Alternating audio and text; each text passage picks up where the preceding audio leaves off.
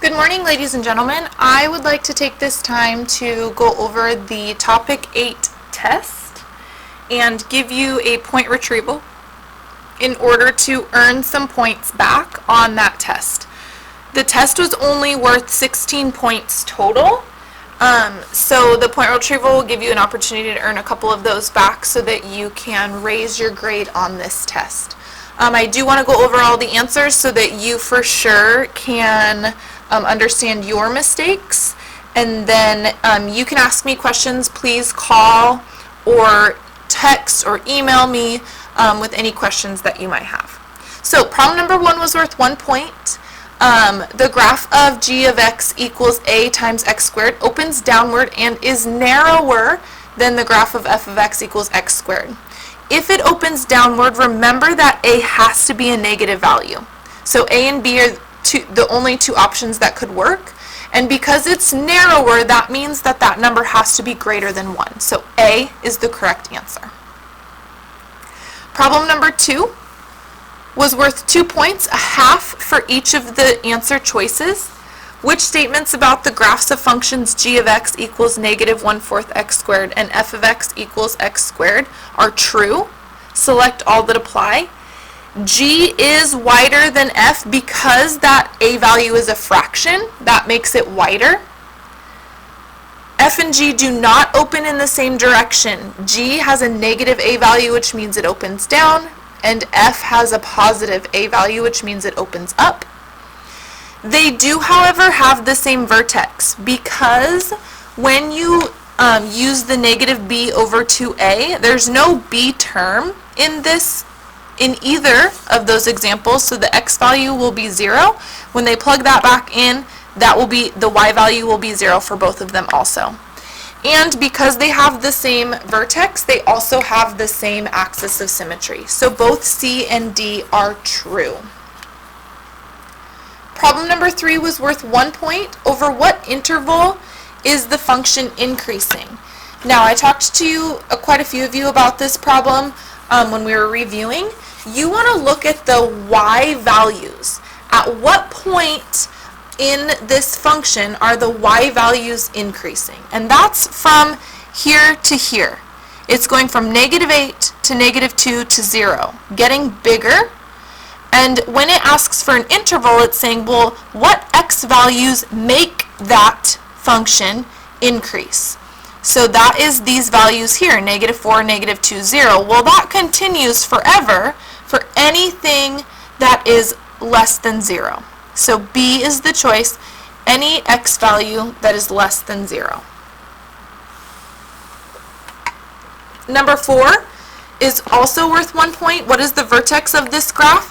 When you're looking for the vertex, if it's in vertex form, that value is the x value of the vertex, and this value is the y value of the vertex. Now remember, in vertex form, it has to be x minus this number so that 2 stays positive. So the ordered pair 2, 3. Problem number 5 is also worth 1 point. It's asking for the axis of symmetry. When it's asking for the axis of symmetry, if you know the vertex, then you can find the axis of symmetry.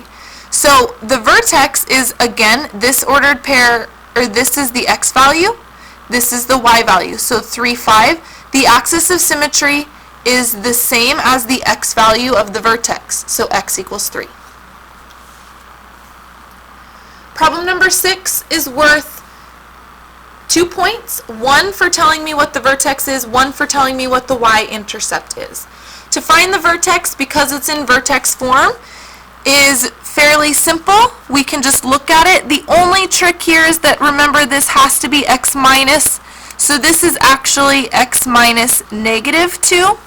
So -2 and then -3. Here is the vertex.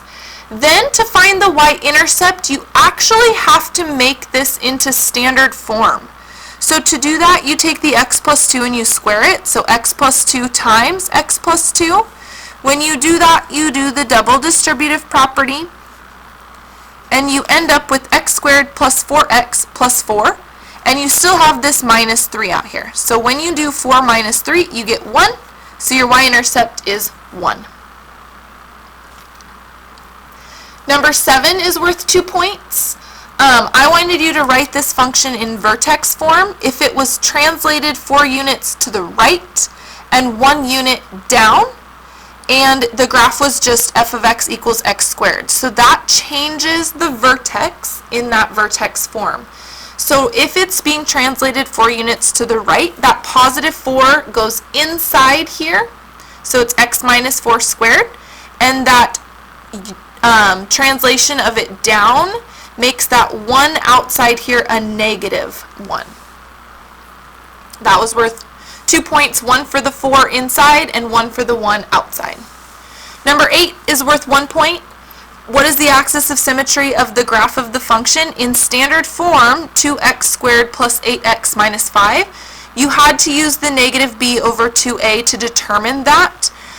So you plug in the 8 for the b and the 2 for the a. So negative 8 over 2 times 2.